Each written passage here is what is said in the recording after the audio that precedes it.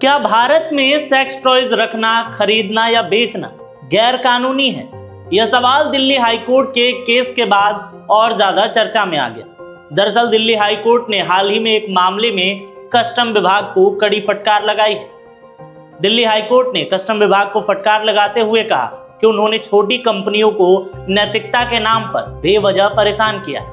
मामला था take sink और देबांजन इंपैक्ट जैसी कंपनियों का, जिन्होंने बॉडी मसाजर उपकरण आयात किए थे।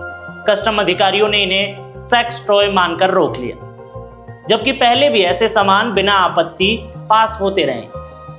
कोर्ट ने न सिर्फ कस्टम की पुनर्विचार याचिका खारिज की, बल्कि विभाग पर 50,000 रुपए का जुर्माना भी लगाया और साथ ही कहा कि यह रकम असिस्टेंट कमिश्नर की तनख्वाह से काटी जाएगी। लेकिन बड़ा सवाल यह है कि क्या भारत में सेक्स टॉयज रखना, खरीदना कानूनी रूप से गलत है या नहीं? चलिए जानते हैं। तो इसका सीधा जवाब यह है कि भारत में कहीं भी ऐसा साफ साफ लिखा हुआ कानून नहीं है जो कहता हो कि सेक्स टॉय रखना या इस्तेमाल करना अपराध है। लेकिन दोस्तों, पूरी कहानी इतनी सरल भी नहीं। इसे अक्सर लीगल ग्रे एरिया कहा जाता है, यानी ना साफ साफ वैध और ना ही साफ साफ पूरी तरह से प्रतिबंधित।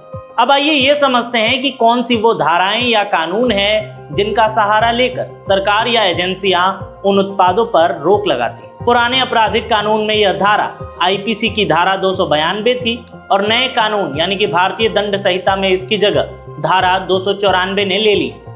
इसी धारा के तहत ऐसे किसी भी अश्लील वस्तु की बिक्री, वितरण, विज्ञापन या सार्वजनिक प्रदर्शन पर पाबंदी है।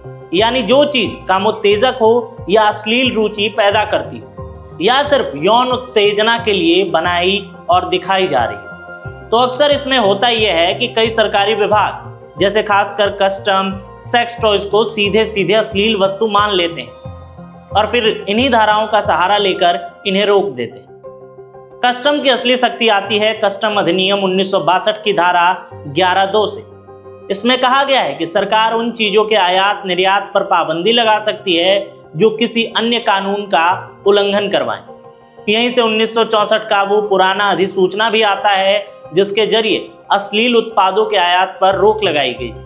और आज भी कई कस्टम अधिकारी सेक्स टॉयज को उसी अधिसूचना के तहत रोकते हैं और कहते हैं कि यह सामान भारत में आयात नहीं किया जा सकता है। दिल्ली हाईकोर्ट ने टेक सिंक वाले मामले में भी यही देखा कि अधिकारी हर बॉडी मसाजर को सेक्स टॉय बोलकर रोक रहे हैं, जबकि उनके पास यह साबित करने के लिए ठोस सामग्री नहीं थी कि वे पक्का अश्लील केवल यौन आनंद के लिए ही बनाए गए।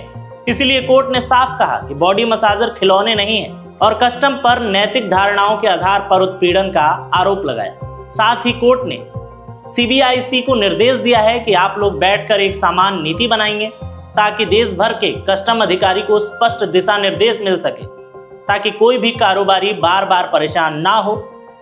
तो इस वीडियो से यह समझ में आया कि भारत में सेक्स टॉय रखना या खरीदना गैर कानूनी नहीं है, लेकिन कानून साफ साफ इसे प्रतिबंधित भी नहीं कहता है।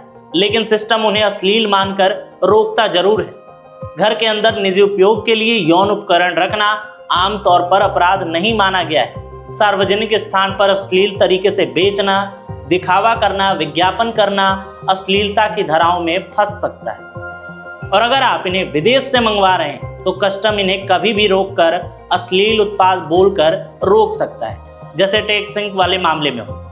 तभी हाईकोर्ट को हस्तक्षेप करना पड़ा।